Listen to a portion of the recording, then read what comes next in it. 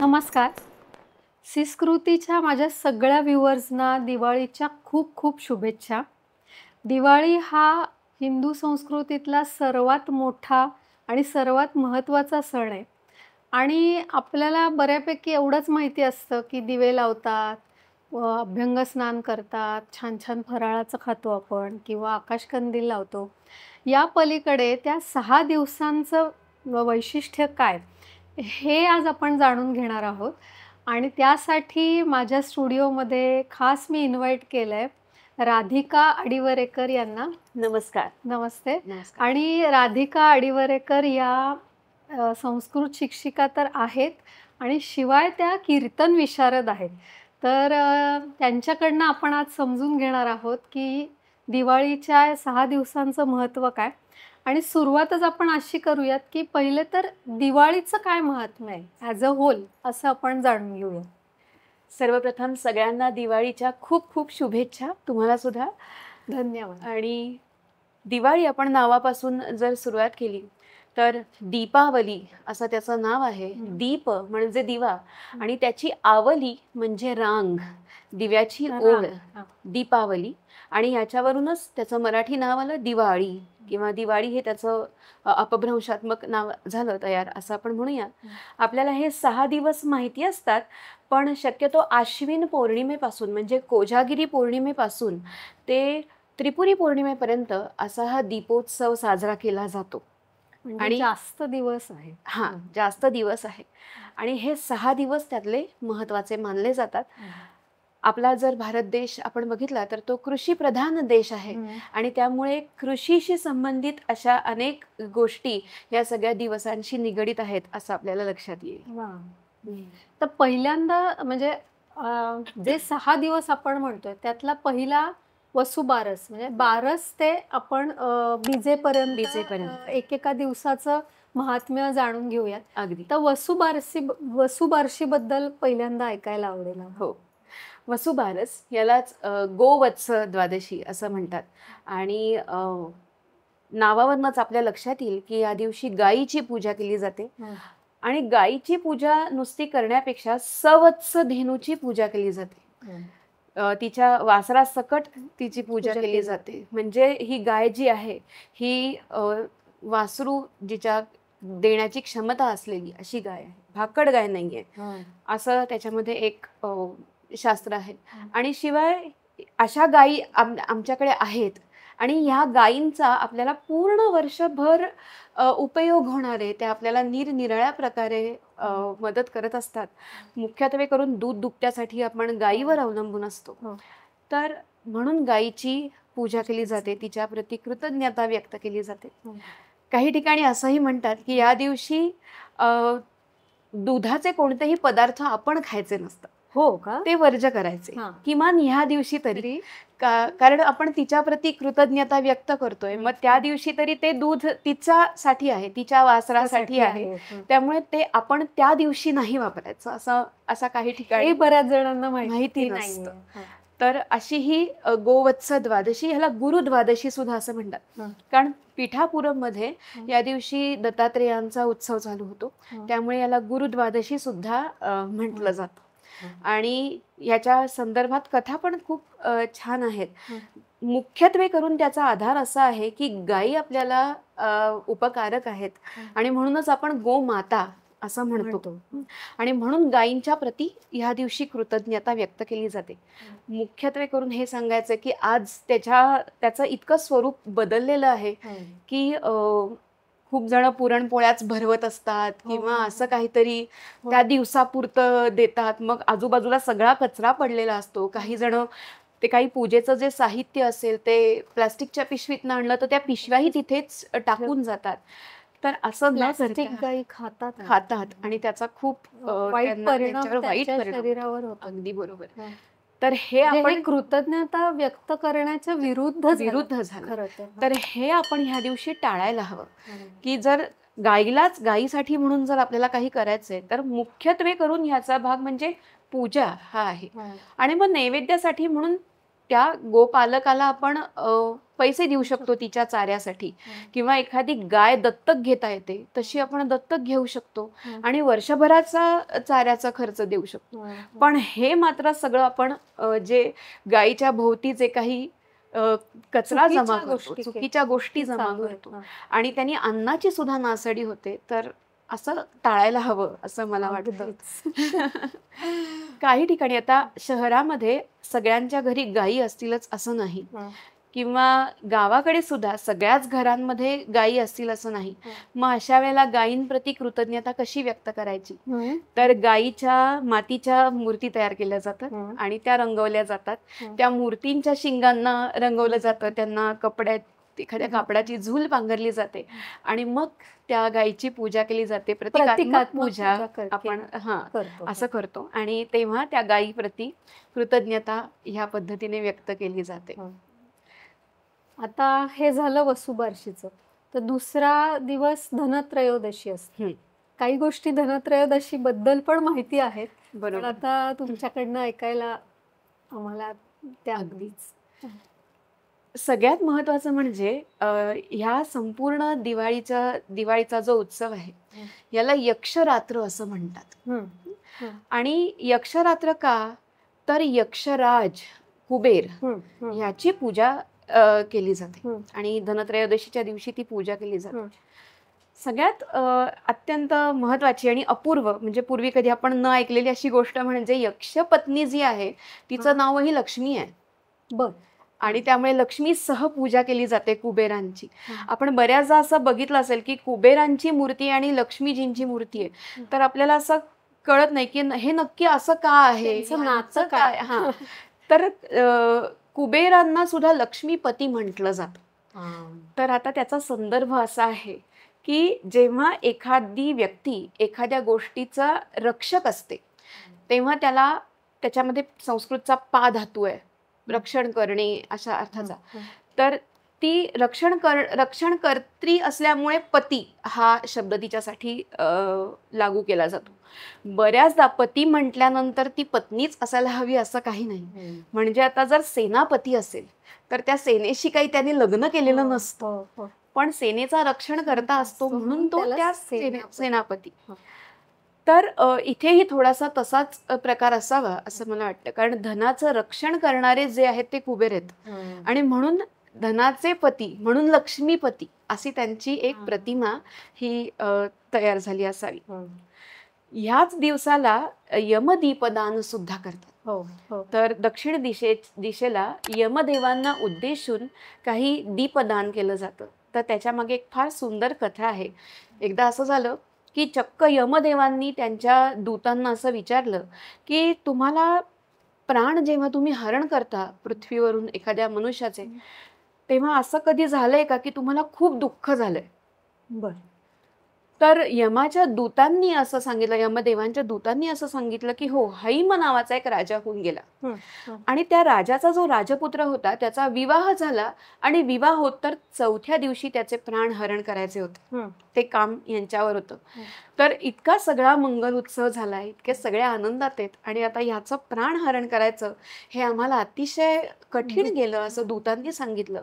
आणि इतकंच नाही तर दूतांनी यमदेवांकडे प्रार्थना सुद्धा केली की आमची तुमच्याकडे प्रार्थना आहे की कोणालाही कधीही असा अपमृत्यू येऊ नये, असा अवेळी मृत्यू येऊ नये. मग त्यासाठी काय करावं याचा गांभीर्याने यमदेवांनी सुद्धा विचार केला आणि यमदेव असं म्हणाले की धनत्रयोदशी पासून जो कोणी पुढचे बीजेपर्यंतचे दिवस दीपोत्सव साजरा करेल त्याला कधीही अपमृत्यू येणार नाही, असं त्यांनी एक वरदान त्यांच्या दूतांसाठी देऊन ठेवलेलं आहे. आणि म्हणून ह्या दिवशी यमदीपदान केलं जातं. अशी ही धनत्रयोदशीच्या दिवसाचं आणखीन एक असं वैशिष्ट्य आहे की या दिवशी ब्रह्मपूजा केली जाते. मग ब्रह्मपूजा म्हणजे काय, तर एका केळीच्या पानावर एक घडा ठेवला जातो आणि त्या घड्याची पूजा केली जाते. याला ब्रह्मपूजा म्हणण्याची पद्धत आहे. पण ती पूजा करायची कशी, तर ती मुक्याने करायची, बोलायचं नाही काही त्या दिवशी आणि न बोलता ती पूजा करायची आणि न बोलताच नैवेद्य अर्पण करायचा आणि न बोलताच प्रसाद ग्रहण करायचा. म्हणजे धनत्रयोदशीच्या दिवशी ज्या घरी ब्रह्मपूजा केली जात असते त्या घरामध्ये कोणत्याही प्रकारे न बोलता अन्नाचं सेवन केलं जात असतं. तर हे एक वैशिष्ट्य धनत्रयोदशीचं आहे. आणि मग लक्ष्मीजींची पूजा केली जाते, गणेशांची पूजा केली जाते. या दिवशी घरातले सगळे दागिने वगैरे स्वच्छ करून त्याची तर पूजा करतातच, पण काही ठिकाणी जशी दसऱ्याला आपण सरस्वतीची पूजा करतो त्याच पद्धतीने या दिवशी सुद्धा खाते वहीची पण पूजा करण्याची, त्याच्यावर श्री लिहिण्याची आणि त्याला नमस्कार करण्याची पद्धत आहे. पूर्वीच्या काळी टाक आणि दौत असायची, त्या दौत आणि त्या टाकाची पण पूजा या दिवशी केली जायची. याचं कारण हेच की ते धन आहे, ती विद्या हे धन आहे आणि म्हणून त्याच्या प्रती सुद्धा कृतज्ञता. आपल्या संस्कृतीत किती छोट्या छोट्या गोष्टींचा बद्दल कृतज्ञता व्यक्त केली जाते. याच दिवशी केरसुणीची सुद्धा पूजा करतात, कारण ती एका प्रकारे आपल्या घरातलं सगळं जे काही अमंगल आहे ते घालवते आणि मांगल्य प्रदान करते. त्यामुळे तिच्या प्रती सुद्धा कृतज्ञता व्यक्त करण्याची. धन हा शब्द पहिला आलाय धनत्रयोदशीला आणि लक्ष्मी हा पण धनाशी संबंधित आहे. तर खूप लोकांना हे पण कन्फ्युजन आहे की ते दोन्ही दिवशी सेमच काहीतरी रिच्युअल किंवा काही करायचंय का वेगळं काही करायचं? नाही, या दोन्ही दिवशी वेगळं वेगळं केलं जातं. मुख्यत्वे करून धनत्रयोदशीच्या दिवशी कुबेरांची पूजा होते, पण कुबेरांची पूजा एकट्या कुबेरांची न होता लक्ष्मी सहवर्तमान केली जाते. आणि म्हणून या दिवशी धन म्हणजे लक्ष्मीचं पण महत्व आहे आणि धनाचे अधिपती असल्यामुळे कुबेरांचं महत्व आहे आणि म्हणून त्यांची सुद्धा पूजा केली जाते. या दिवशी आणखीन एक महत्वाची पूजा करतात, ती धन्वंतरींची पूजा. तुम्हाला येणार चांगलं माहिती आहे. खूप त्यांचा जयंती उत्सव मानला जातो आणि धन्वंतरींच्या प्रती कृतज्ञता व्यक्त केली जाते. कारण आरोग्यम धनसंपदा, आरोग्य हे खरं धन आहे, त्यामुळे त्याच्या प्रती सुद्धा कृतज्ञता व्यक्त करण्याचा हा दिवस आहे. म्हणून धनत्रयोदशीला अशा निरनिराळ्या पद्धतीने निरनिराळ्या देवतांविषयीची कृतज्ञता. तर धन्वंतरी हे देवांचे डॉक्टर आहेत असं आपल्याला साध्या शब्दात लोकांना सांगता येऊ पाहिजे. अगदी अगदी. आणि धन्वंतरी ते देवांचे वैद्य असल्यामुळे जे सगळे वैद्य जे आहेत, विशेषतः आयुर्वेदिक डॉक्टर्स, ते ह्या दिवशी धन्वंतरींची पूजा करतात आणि याग असतो आणि त्यांच्या प्रती वेगवेगळ्या पद्धतीने कृतज्ञता व्यक्त केली जाते. असा हा दुसरा दिवस, धनत्रयोदशीचा दिवस. आता त्रयोदशी नंतर आली चतुर्दशी, म्हणजे नरक चतुर्दशी हा तिसरा दिवस. बरोबर. तर नरक चतुर्दशी बद्दल सांगा. अगदी, याची एक खूप छान गोष्टी आहे. सगळ्या गोष्टी खूप सुंदर आहेत. नरक हे नाव आणि नरक चतुर्दशी काय आहे? सगळ्यात महत्वाचं म्हणजे मी लहानपणापासून जे ऐकत आले की लवकर उठा बर का, लवकर उठला नाही तर नरक पडेल तुमच्या अंगावर.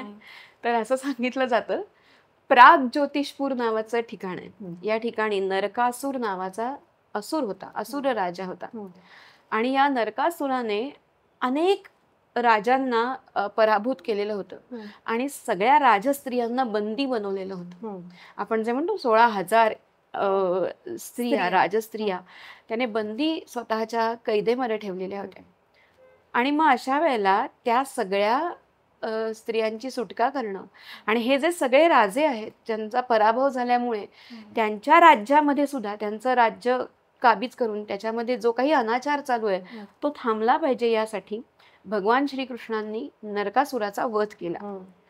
पण काही ठिकाणी याचं खूप वैशिष्ट्यपूर्ण उल्लेख असा आहे की भगवान श्रीकृष्णांनी वध केला नाही, सत्यभामा देवींनी वध केला, असा काही ठिकाणी आपल्याला संदर्भ मिळतो. आणि काही ठिकाणी असा संदर्भ मिळतो की सत्यभामा देवी आणि भगवान श्रीकृष्णाच्या दोघांनी मिळून ह्या नरकासुराचा वध केला आणि त्या सगळ्या 16,000 स्त्रियांना बंदिवासातून मुक्त केलं. आज आपण कल्पना करू शकतो की एखादा बंदिवास आणि त्या बंदिवासातनं मुक्त होणं म्हणजे किती महत्वाची गोष्ट आहे. आणि म्हणून मुक्त झालो म्हटल्यानंतर पहिलं काम काय करायचं तर आपण शुद्ध व्हायला पाहिजे. म्हणून मग तिथून सुटल्यानंतर यांनी मांगलिक स्नान केलं, म्हणजे अभ्यंग स्नान केलं, उठणं लावून चोळून सगळं शरीर शुद्धी केली आणि मग शुद्ध झाल्या आणि सगळीकडे दिवे लावले, दीपोत्सव साजरा केला. म्हणून आणि अभ्यंग स्नानाचं काय महत्व महत्व आहे हेही माहिती नसतं. म्हणून ह्या दिवशी तो दीपोत्सव साजरा करतात. आणखीन एक वैशिष्ट्यपूर्ण असं या दिवशी केलं जातं की चिरत किंवा चिरट किंवा चिरटू नावाचं एक फळ असतं. आणि असं म्हणतात की घरातल्या सगळ्या स्त्रिया घरातल्या पुरुषांना उठणं तेल लावतात आणि हे सगळं लावून झाल्यानंतर त्यांना ओवाळल्यानंतर हे पुरुष काय करतात की आपल्या पायाच्या अंगठ्याने त्या चिरट फळाला दाबून चिरडतात. आणि ते असं प्रतीक असतं की भगवान श्रीकृष्णांनी नरकासुराचा वध केला. ते फळ दाबून फोडलं म्हणजे तो नरकासूर मेला, म्हणजे आता सगळ्या शुभ घटना आपल्याकडे घडतील असं एक त्याच्या मागे पॉझिटिव्हिटी पॉझिटिव्हिटी आहे. आणखीन एक खूप छान गोष्ट मी अशी याच्या संदर्भात वाचली होती की गावाकडे जिथे शेतकरी राहतात तिथे शेणाचा नरकासूर तयार केला जातो आणि त्याला असं पालथं पाडतात शेणाच्या नरकासुराला. आणि मग घरात केर काढतात. सगळ्यात आधी त्या नरकासुराला आदल्या दिवशीच बनवायचं, त्याला पालथं पाडून ठेवायचं आणि घरातला सगळा केर काढायचा आणि काढलेला सगळा केर त्या नरकासुरावर टाकायचा की जेणेकरून त्या नरकासुराला आपण कसपटा समान तो आहे आणि आता आम्ही त्याग करतो त्याचा. तर केर हा सुद्धा एक प्रकारचा असुरच आहे, अस्वच्छता. त्यामुळे ती आम्ही त्या नरकासुराबरोबर घालवून दिली, असा त्याच्या मागे एक भाव आहे. अरे वा. असं एक खूप सुंदर त्याच्या मागची पण कथा आहे. तर अशी ही नरक चतुर्दशी. आणि आता सर्वात महत्वाचा दिवस दिवाळीचा जो मानला जातो लक्ष्मीपूजन, जे एक अमावस्या आहे. म्हणजे हा जो काही विरोधाभास आहे तोही आम्हाला कसा काय आहे की अमावस्येच्या दिवशी लक्ष्मीपूजन का असतं आणि लक्ष्मीपूजनाच्या दिवसाचं महत्त्व. मुळात आपल्याकडे एखाद्या गोष्टीला खूप अमंगल असं मानण्याची पद्धत नाही. म्हणजे एखादी गोष्ट जर खूपच निगेटिव्ह व्हायला लागली की त्याच्यात काहीतरी पॉझिटिव्हिटी ही आणली जातेच कुठून ना कुठून तरी. म्हणजे साधी केरसुणी सुद्धा आपण जर तिची पूजा करतो किंवा त्याचे सुद्धा ठेवण्याचे काही नियम आहेत, केरसुणी कशी ठेवावी ह्याचे सुद्धा नियम आहेत. तर म्हणून अमावास्या ही सगळी अमावास्या अमंगल मानली जाते, पण ह्या दिवसामुळे ती अमावास्या मंगलतेला प्राप्त झाली. म्हणून ह्या दिवशी लक्ष्मीपूजन केलं जातं. आणि असं म्हणतात की बळीराजा त्याने ज्या समस्त लोकांवर अधिराज्य गाजवलं होतं त्याने लक्ष्मीला पण बंदी केलं होतं. तर त्या बलिराजाच्या तावडीतून लक्ष्मी देवींची सुटका या दिवशी झाली आणि म्हणून या दिवशी लक्ष्मी पूजन केलं जातं असं म्हणतात. ह्या दिवशी सुद्धा घरातली लक्ष्मी सगळी ठेवून दागिने, पैसे, काही जण पासबुक सुद्धा ठेवतात, त्याची पण पूजा करतात. आणि अशा सगळ्या ज्या ज्या गोष्टी लक्ष्मीशी संबंधित आहेत त्या सगळ्या गोष्टींची पूजा केली जाते.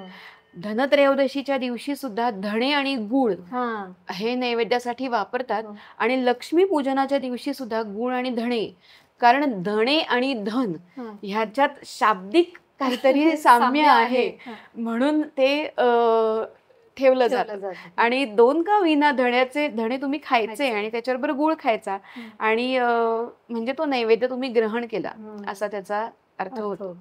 तर असा हा लक्ष्मी पूजनाचा दिवस खूप महत्वाचा दिवस मानला जातो. आणि रात्रभर जागरण केलं जातं बऱ्याचदा.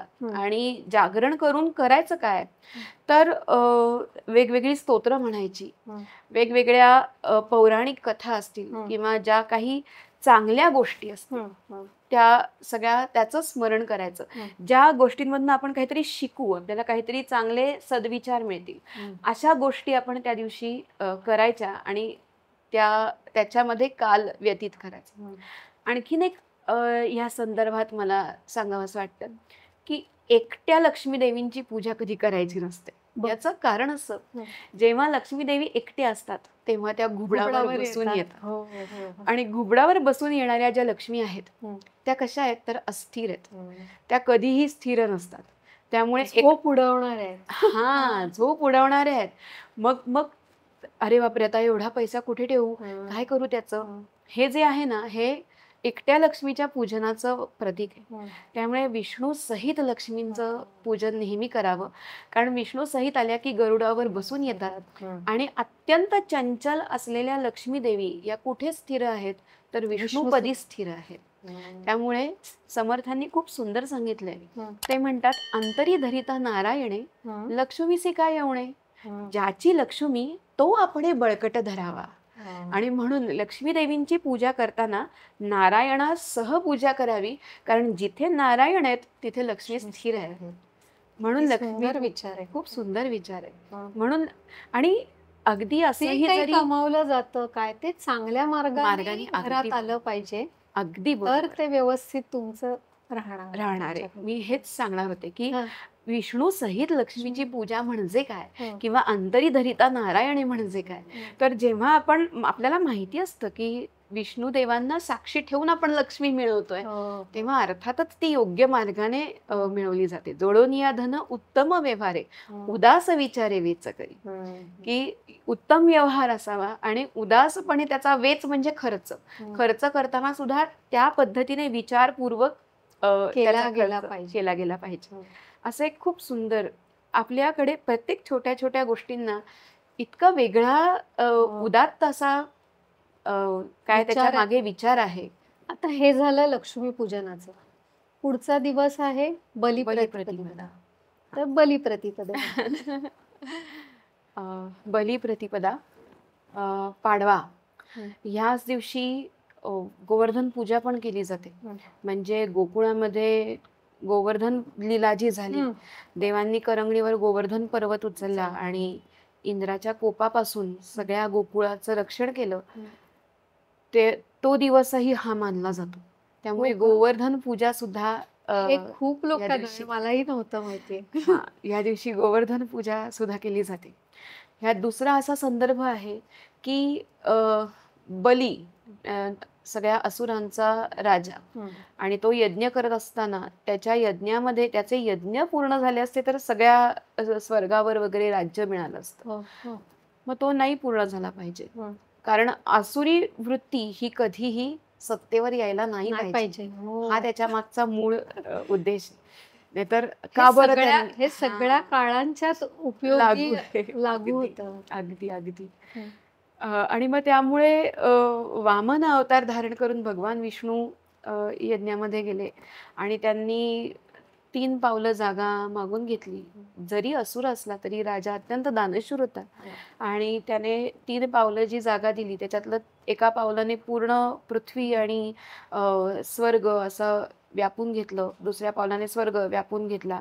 मग आता तिसरं पाऊल मी ठेवू कुठे असं जेव्हा भगवंतांनी विचारलं तेव्हा त्या बळीराजाने माझ्या मस्तकावर ठेवा असं सांगितलं. आणि असं म्हणतात की त्याच्या मस्तकावर भगवान विष्णूंनी, म्हणजे वामन अवतारातल्या भगवान विष्णूंनी त्याच्या मस्तकावर पाऊल ठेवलं आणि त्याला पाताळात धाडलं.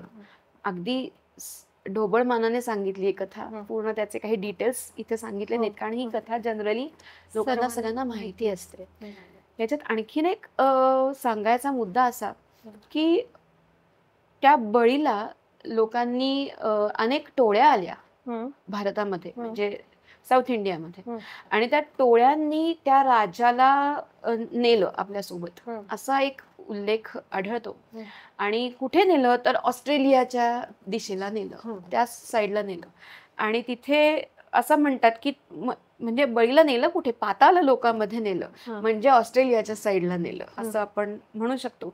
पण ह्याला सिद्ध करणारा एक पुरावा आपल्याकडे निर्माण असा झालाय की थर्स्टन नावाचा एक रिसर्चर आहे आणि याने रिसर्च करून असं लक्षात आलं त्याच्या की साऊथ इंडियामध्ये जे लोक आहेत ते आणि त्या ऑस्ट्रेलियन वंशातले लोक आणि काही वनस्पती यांचं सुद्धा साम्य त्याला आढळलंय. त्यामुळे कदाचित ही जी कथा म्हणतात की बळीला पाताळात, म्हणजे त्याला बाहेरच पाठवलं आणि तिथलं राज्य त्याला दिलं तर ते असावं, ऑस्ट्रेलिया असावं असं त्या थर्स्टनच्या रिसर्च वरनं लक्षात येतं. आणखीन एक अशी गोष्ट की मग आता तो राजा होता तेव्हा आणि तो जाणार म्हणल्यानंतर तिथले जे लोक होते, लोकल जे होते, त्यांना अतिशय वाईट वाटायला लागलं की नाही आमचा राजा आहे तो, काही झालं तरी. आणि असून असला तरी सुद्धा तो त्याच्या प्रजेशी अतिशय सुंदर त्याचा व्यवहार होता. म्हणल्यानंतर प्रजाजन दुःखी झाले. मग भगवान वामनदेवांनी त्यांना असा वर दिला की ठीक आहे, तू बलिप्रतिपदेच्या दिवशी तो तुम्हाला येऊन भेटेल. एक दिवस वर्षातला तो तुम्हाला इथे येऊन भेटेल. तो दिवस कुठला तर बलिप्रतिपद असा तो दिवस मानला जातो. आणखीन एक ह्या दिवसाचा तिसरा संदर्भ असा आहे की बळीराजा म्हणजे शेतकरी. आणि बलिप्रतिपदा ही शेतकऱ्याच्या साठी असलेला हा उत्सव आहे. मग त्या दिवशी शेतकरी सगळं तयार होतात आणि सगळं सडा सारवण सगळं स्वच्छ करतात आणि मग तिथे शेताच्या जवळ पूजा करतात. असा तो प्रघात आहे. आणखीन एक असं आहे की ह्या बळीराजाच्या प्रतिकृतज्ञता, शेतकऱ्याच्या प्रतिकृतज्ञता. आणि हे अगदी सांगायला पाहिजे आपल्या पूर्वजांनी हा सण ठेवलेला आहे किंवा ह्या अत्यंत महत्वाच्या अशा दिवाळीच्या सणाचा हा एक भाग का बरं ठेवला असेल, कारण ज्याच्याकडून आपण अन्न मिळवतोय त्याच्या प्रति कृतज्ञता असायला हवी. आणि ह्या दिवसाचं महत्व आपण नुसतेच छान कपडे घातले, फराळ केला आणि दिवाळी साजरी केली असं करण्यापेक्षा या दिवसाचं महत्व असं जाणून घेऊयात की आपण पार्टीज करतो, बुफे करतो आणि भरपूर पानात वाढून घेतो आणि खातो आणि टाकून देतो. मग ही कृतज्ञता आहे का बळीराजाच्या प्रती? मग जर आपण दिवाळी साजरी करणार असू किंवा दीपोत्सव करणार असू आणि त्या दीपोत्सवाचा एक भाग म्हणून आपण पाडवा हा जर सेलिब्रेट करणार असू तर त्या दिवसापासून आपण असा काहीतरी निश्चय करायला हवा की ह्या पाडव्यापासून पुढच्या पाडव्यापर्यंत एक्झॅक्टली फूड वेस्ट मी काही करणार नाही. ती खऱ्या अर्थाने बळीराजाच्या प्रती कृतज्ञता असेल असं मला सांगायला. आणि एक सर्वात महत्वाचा प्रश्न आहे जो सगळ्या बायकांना असेल की नवऱ्याला का ओवाळतात पाडव्याच्या दिवशी आणि नवऱ्यांकडनं म्हणजे मस्तपैकी गिफ्ट मिळतं. खरं तर पद्धत अशी आहे की घरातला जो कर्ता पुरुष आहे त्याला स्नान घालायचं आणि त्याला त्याच्या प्रति कृतज्ञता सगळ्या प्रत्येक विधीमध्ये काय आहे तर आजच्या भाषेत सांगायचं तर ग्रॅटिट्यूड. आज आपल्याला ग्रॅटिट्यूड जर्नल्स करावी लागतात आणि लोकांना असे सल्ले देतात समुपदेशक किंवा जे अगदी स्वतःचं जीवनामध्ये हरलेले आहेत किंवा फार निराश झाले त्यांना असं सांगितलं जातं पे ग्रॅटिट्यूड्स. तुम्ही ग्रॅटिट्यूड खूप आधीपासून आपल्याकडे प्रत्येक सणात अगदी बैलपोळ्यापासून आहे की प्रत्येक सणाच्या मागे ग्रॅटिट्यूडच आहे. तर त्यासाठी त्याच्या प्रती ते ग्रॅटिट्यूड व्यक्त करण्यासाठी आणि मग तो मोठा आहे म्हणल्यानंतर फक्त पतीचीच पूजा करायची असं नाहीये तर घरातल्या सगळ्या पुरुषांची त्या निमित्ताने त्यांना ओवाळायचंय, त्यांना तेल न्हाऊमाखू घालायचं आणि मग ते काहीतरी देणार की हे जे परस्परांमधलं नातं आहे ते सामंजस्याचं असावं, दृढ असावं. आणि माझं तुझ्या प्रती एक ग्रॅटिट्यूड आहे म्हणून मी ओवाळलंय आणि तुझं माझ्या प्रती ग्रॅटिट्यूड आहे म्हणून तुम्हाला काहीतरी रिटर्न दिलेलं आहे. तर असं ते एक बॉन्डिंग हे चांगलं राहण्याच्या दृष्टीने हे केलं जातं. असा हा खूप सुंदर त्याच्या मागचा विचार आहे. तर ग्रॅटिट्यूड बद्दल बोलतो तर भाऊबीजेबद्दल थोडंसं कळलं असेल बहिणींना, पण आता पुढचा दिवस भाऊबीज आणि शेवटचा दिवस दिवाळीतला. येस. आणि बहिणींचा लाडका दिवस. अगदी अगदी. तर सगळे आपल्याला त्याच्या मागचे नियम आणि सगळ्या गोष्टी माहिती आहेत की बहीण ओवाळते भावाला आणि त्याच्या दीर्घायुष्यासाठी कामना करते आणि त्याच्याकडून गिफ्ट पण मिळतं मग रिटर्न मध्ये. तर ह्या तर गोष्टी आहेच आहेत. पण असं म्हणतात की यमीकडे गेले ह्या दिवशी आणि यमीकडे राहून, यमी ही यमांची बहीण आहे तर पत्नी नाहीये तशी, कारण जाहिरात होती मध्ये यम्मी अशी एका कुठेतरी कॅडबरीची ऍड होती आणि त्याच्यामध्ये ती हा. यमी म्हणजे कोणतरी यमाची वाईफ आहे की काय अशा पद्धतीचं पोर्ट्रे केलं होतं. हा, हा. तर ते तसं नाहीये, ती त्यांची बहीण बहीण आहे. आहे. हा. आणि यमराज यमीकडे जातात हा. आणि तिथे ती त्यांना ओवाळते आणि त्याचं प्रतीक म्हणून मग सगळ्याच बहिणी ह्या आपल्या भावाला भावांना ओवाळतात हा. आणि त्यांच्या दीर्घायुष्यासाठी कामना करतात. पण याच्या मागे एक आपल्याकडे लोकप्रथा किंवा हा. लोकविचार असे काही असतात ना, हा. फार सुंदर एक विचार आहे. हा. असं म्हणतात की जर भाऊबीजेच्या दिवशी जर कोणाला मृत्यू आला हा. तर त्याला हमखास स्वर्ग प्राप्ती होते. हो का? का बरं होते? हा. कारण यमराज यमीकडे गेलेत ना. हा. ते नाहीये, त्यामुळे यमाचे दूत नाहीयेत, त्यांनी रजा घेतलेली आहे. हो. त्यामुळे न्यायला येणार कोण आहेत? तर आयदर विष्णुदूत येणार, नाही तर कोणतरी स्वर्गातले येणार आणि घेऊन जाणार. हा. त्यामुळे ह्या दिवशी मृत्यू आलेला खूप शुभ मानला जातो. अरे वा. हे परत एक चालीरीती ज्या म्हणतो किंवा लोककथा ज्या म्हणतो त्यातली अशी कथा आहे ही एक. अशा अनेक कथांमधली ही कथा. हा. दिवाळीच्याच बद्दल अशी कथा सांगितली जाते की एकदा सूर्यदेवांना असं झालं की जेव्हा रात्र होते हम्म. आणि मी पलीकडे गेलेला असतो हम्म. तेव्हा माझ्या कामाची जबाबदारी कोणीतरी घ्या असं सूर्यदेव सांगतात. हम्म. कारण सूर्यदेव अहर्निश काम करतायत. हम्म. मग जेव्हा ते दुसरीकडे दुसरं डिपार्टमेंट सांभाळतात हम्म. तेव्हा ज्या डिपार्टमेंटमध्ये अंधार आहे हम्म. तिथे कोणीतरी माझी रिस्पॉन्सिबिलिटी घेतली पाहिजे. हा. तर आता सूर्यदेवाचं काम कोण करणार म्हणून सगळे अवाक झाले हा. आणि एक छोटीशी पणती म्हणाली, मला जमेल तेवढी मी रिस्पॉन्सिबिलिटी घ्यायला तयार आहे. वा. म्हणल्यानंतर सूर्यदेवांना इतका आनंद झाला. इंटेन्शन महत्वाचं आहे. करेक्ट. आणि मग सूर्यदेवांनी तिला आशीर्वाद दिला की जेव्हा माझा प्रकाश नसेल तेव्हा तुला मी पूर्णपणे आशीर्वाद देतो की तुझ्यामुळे सगळी कामं होतील, ठप्प होणार नाहीत कामं. जी महत्वाची कामं आहेत ती तर नक्की चालू राहतील. तर त्या छोट्या पडतीने जे धारिष्ट दाखवलं की हो मी करीन, ते खूप महत्वाचं आहे. आणि म्हणून त्या पणतीने दाखवलेलं धारिष्ट्य हा ह्या सणाच्या मागचा आणखीन एक उद्देश आहे की अरे हा दीपज्योती, आणि म्हणून दीपज्योतीर नमोस्तुते असं आपण म्हणतो.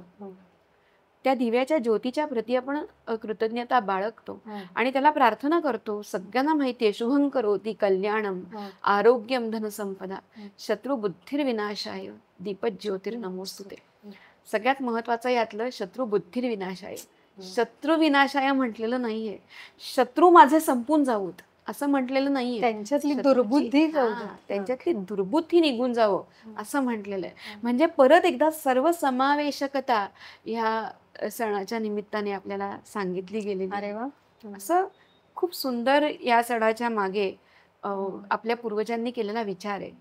किती सुंदर विचार.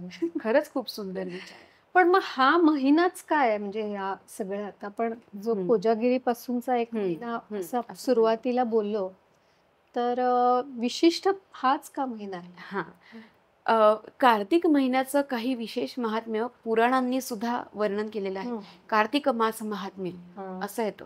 ह्याच्या मागे असा एक लॉजिक असावं की मार्गशीर्ष महिना म्हणजे भगवान विष्णूंचा लाडका महिना किंवा प्रत्यक्ष भगवान विष्णू. कारण भगवद्गीतेमध्ये देव म्हणतात मासानाम मार्गशीर्षोह.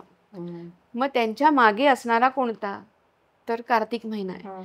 मग देवांच्या मागे असणारं कोण आहे ज्यांना अनुसरण करतं असं कोण आहे तर राधाजी आहे. आणि हा महिना राधाजींचा महिना मानला जातो. या कार्तिक महिन्यामध्ये जेवढं काही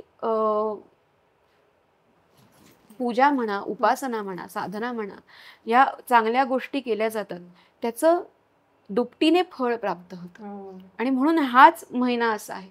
दुसरं असं आहे की अंधार जास्त आहे या महिन्यामध्ये, दिवस छोटा आहे आणि रात्र मोठी आहे. तर त्यामुळे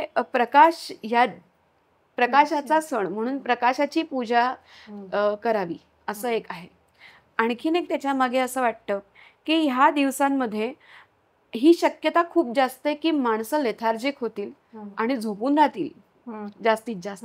हे अगदी आत्ताच्या काळाला धरून मी सांगते की आपल्याला जर 7 habits of highly effective people असं जर काही बघितलं आपण, किंवा मॉर्निंग मिरॅकल मॉर्निंग अशी जी आत्ताची खूप मोटिवेशनल बुक्स आहेत असं आपण म्हणू, त्याच्यामध्ये एक गोष्ट वारंवार सांगितली जाते, ती म्हणजे तुम्ही लवकर उठा आणि कार्यशील राहा, लेथार्जिक राहू नका, झोपू नका, आळस करू नका. तर ह्या सणांच्या निमित्ताने किंवा हे व्रत चालू होणार आहे, ह्या पौर्णिमेपासून त्या पौर्णिमेपर्यंत एवढं मोठं व्रत आहे, मग काय करायचं, पहाटे लवकर उठायचा अंधार असताना आणि देवळात जाऊन देवांपुढे दिवे लावायचे. म्हणजे तुम्ही उठणार लवकर, तुम्ही लवकर मांगलिक स्नान करणार. कारण जर ह्या थंडीचे सगळे दिवस आहेत आणि यावेळेला तेल लावून स्नान करण्याला खूप जास्त महत्व आयुर्वेदाच्या दृष्टीने सुद्धा आहे. ड्रायनेस असतो स्किनवर. एक्झॅक्टली. मग अशा वेळेला हे सगळं करणं आणि सकाळी सकाळी उठून कामाला लागणं हे जास्तीत जास्त त्याचं आता प्रूफ झालंय ना की 21 दिवस सलग तुम्ही एखादी गोष्ट केली की मग त्याची सवय लागते तुम्हाला. करेक्ट. तसं तो जर महिनाभर केलं तुम्ही, नक्कीच लवकर उठण्याची एक सवय लागू शकते. तर हा एक त्याच्या मागचा मोटिव्ह असावा, कारण आपले पूर्वज जे होते ते फार दूरदर्शी होते असं मला वाटतं. त्यांना माहिती असावेत सगळे कलियुगातले काय असणार आहे, लोक कसे असतील, आणि त्यामुळे त्यांना मोटिवेट करण्यासाठी कदाचित त्यांनी हे आधीपासूनच सुरू केलेलं असावं. पण एक मात्र नक्की की ह्या सगळ्या गोष्टींमुळे आपण जास्तीत जास्त ह्या दिवसांमध्ये, या थंडीच्या दिवसांमध्ये आळशीपणा विसरून जास्तीत जास्त स्फूर्तीने कामाला लागू, यासाठी त्यांनी हे घालून दिलं असावं असं मला वाटतं. आता कलियुगातले लोक आपण अजूनही जे काही दिवाळीच्या साठी म्हणून करतो ब्लाइंडली, त्यात खूप गोष्टी आहेत, जसं की फराळ आहे, आकाशकंदील लावतो, आणि सर्वात हॉरिबल म्हणजे तर फटाके उडवतो. या सगळ्यात मागचं एक काय लॉजिक आहे किंवा नाहीये लॉजिक, हे पण सांग ना. फटाक्यांमध्ये सिरियसली काहीच लॉजिक मला तरी वाटत नाही. त्यांनी सगळ्याच निगेटिव्ह गोष्टी आहेत. अगदी सगळ्याच निगेटिव्ह गोष्टी. एकतर सगळ्यात महत्वाचं, आपली संस्कृती ही किडा मुंगीचं सुद्धा रक्षण करायला सांगणारी संस्कृती. म्हणजे एखाद्या मुंगीला सुद्धा तुम्ही डावलत नाही अशी एवढी मोठी संस्कृती. ज्या फटाक्यांनी सगळ्या गाई गुरांना, प्राण्यांना, पक्ष्यांना त्रास होणारे असे फटाके लावायला का सांगेल, कधीच सांगणार नाही. पोल्युशन म्हणजे आधीच गाड्यांनी आहे, कारखान्यांनी आहे, त्यात ऍडिशनल म्हणजे फटाके. त्यामुळे फटाके तर पूर्णच निषिद्ध आहेत. म्हणजे आपण पूर्णपणे या सणाच्या, आपल्या पूर्वजांच्या, त्याच्या मागचा जो हेतू आहे त्या हेतूच्या विरुद्ध जात आहोत जर आपण फटाके वाजवतो. तर त्यामुळे खऱ्या माणसाने, ज्याला खऱ्या अर्थाने हा सण साजरा करायचा आहे, त्यांनी चुकून सुद्धा फटाक्यांना हातही लावू नये असं मी सांग. ग्रॅटिट्यूडच्याही अगदीच विरोध. म्हणजे तुम्ही पर्यावरणालाच ग्रॅटिट्यूड पे करत नाही. अगदी. आणि ते किती आपल्याला त्याच्यामुळे शिव्या शाप देत असतील, कारण त्यांना जीव आहे ना शेवटी, त्यांना बोलता येत नाही. पण पशु पक्ष्यांना त्रास होईल असे इतके मोठमोठाले फटाके आणि त्याचा इतका मोठा आवाज. माणसांनाही, घरात आजारी लोक असतात, म्हातारे लोक असतात. त्यामुळे फटाके हा कधीच या सणाचा पूर्वी, या निमित्ताने आपण आपल्या व्ह्यूअर्सना सांगूयात की तुम्ही तरी फटाक्यांपासून लांब राहा आणि खऱ्या अर्थाने दीपावली साजरी करा. दुसरा, तुम्ही आकाशकंदील म्हणालात. खरं तर अशी पद्धत होती की नवीन धान्य येतं, तर धान्याची जी कणसं आहेत धान्याने भरलेली, तर अशी पद्धत होती की उंच अशी कणसं टांगायची की माझ्याकडे समृद्धी आलेली आहे, त्याचं ते प्रतीक आहे. आणि मग जिथे जिथे उंचवट्यावर शक्य आहे तिथे दिवे लावायचे. तर याचं रूपांतर नंतर आकाश दिव्यामध्ये झालं. एक खूप सुंदर संदर्भ असा मिळतो. आईने अकबरी नावाचा ग्रंथ आहे. तर त्या ग्रंथामध्ये मुघल, विशेषतः अकबर ह्याचं जेव्हा राज्य होतं तेव्हा दिवाळी साजरी केली जायची. या अर्थात जेव्हा आक्रमण जरी केलं असलं तरी दोन संस्कृती एकत्र झाल्या. त्यामुळे जसे आपण दिवाळी साजरी करायचो तसे ते सुद्धा दिवाळी अतिशय उत्साहात साजरे करायचे. असं म्हणतात अकबराच्या दौलतखान्याच्या समोर एक 40 फूट उंच असा स्तंभ उभा केला जायचा. 16 दोरखंडांनी, जाडजूड दोरखंडांनी मिळून असा तो उभा केला जायचा आणि त्या स्तंभावर भला मोठा दिवा प्रज्वलित केला जायचा आणि पूर्ण ह्या दिवाळीच्या सणामध्ये तो दिवा असा तेवत राहायचा. तर म्हणून त्या दिव्याला बघून लोक आकाश दिवा असं म्हणायचे. तर छान होती ती एक कन्सेप्ट. तर त्याच्यावरून आला असावं की काय, पण मग आकाश कंदील हे तसे नंतर आले आणि उंचावर दिवे लावण्याची पद्धत होतीच. म्हणजे वाती लावून दीपमाळा असतील, दीपमाळा होत्याच, दिवे दीपमाळ ओळ दिव्यांची हे पद्धत होतीच आपल्याकडे. त्यामुळे तोही एक प्रकार होता. रांगोळ्या काढल्या जायच्या, विशेषतः पिठाच्या रांगोळ्या काढल्या जायच्या. आजही जर साऊथ इंडियामध्ये बघितलं तर तांदूळाच्या पिठापासून रांगोळी केली जाते. त्यामुळे रांगोळी म्हणा किंवा दिवे म्हणा, म्हणजे रांगोळी, फराळ ह्या फक्त सण साजरा करण्यासाठीच्या गोष्टी. आणखीन एक त्याच्या मागचा असा एक उद्देश असावा की फराळ आजकाल आपल्याला एरवीच चकली, चिवडा सगळ्या गोष्टी अवेलेबल आहेत आणि आपण त्या केव्हाही खाऊ शकतो. पूर्वी असं नव्हतं आणि त्यामुळे आणि थंडीमध्ये त्याचं अप्रूप त्यामुळे जास्त होतं ना. करेक्ट. आणि जास्त होतं अप्रूप. आणि दुसरं असं की लोक हेल्थ कॉन्शियस होते, म्हणजे त्यांना वेगळं सांगायलाच लागायचं नाही. एरवी भाकरी भाजी असंच खाणार, रोज उठून चकली चिवडा खायला लागले तर कसं व्हायचं. तर हे त्या लोकांना माहिती असावं आणि म्हणून मग ह्या दिवसांमध्ये मग आनंद आहे. त्या प्रत्येक दिवशी कोणत्या ना कोणत्या तरी प्रकारे कृतज्ञता व्यक्त करायची आहे, नैवेद्य दाखवायचं आहे. मग अशा वेळेला एरवी जे आपण करत नाही त्या गोष्टी आपण समर्पित करूया. म्हणून या सगळ्या चकली, चिवडा ह्या सगळ्या गोष्टी करून या समर्पित केल्या जायच्या, मग ग्रहण केल्या जायच्या. असं. वा, मला वाटतं आपण सगळ्या दिवाळीशी निगडीत गोष्टी बऱ्याचशा कव्हर केलेल्या आहेत आणि आपल्या दर्शकांना नक्कीच कळलं असेल की दिवाळी ही कशी साजरी करायची, 6 दिवसांचं काय महत्त्व आहे, त्यातल्या बऱ्या वाईट गोष्टी ज्या आपण अंगीकारल्या पाहिजेत आणि ज्या सोडून दिल्या पाहिजेत त्या कुठल्या आहेत. तर आता तुमच्यावर आहे की तुम्ही ते कसं घेताय. तर मी या पॉडकास्टसाठी राधिका ताईंचे खूप खूप आभार मानते आणि सगळ्यांना दिवाळीच्या खूप खूप शुभेच्छा.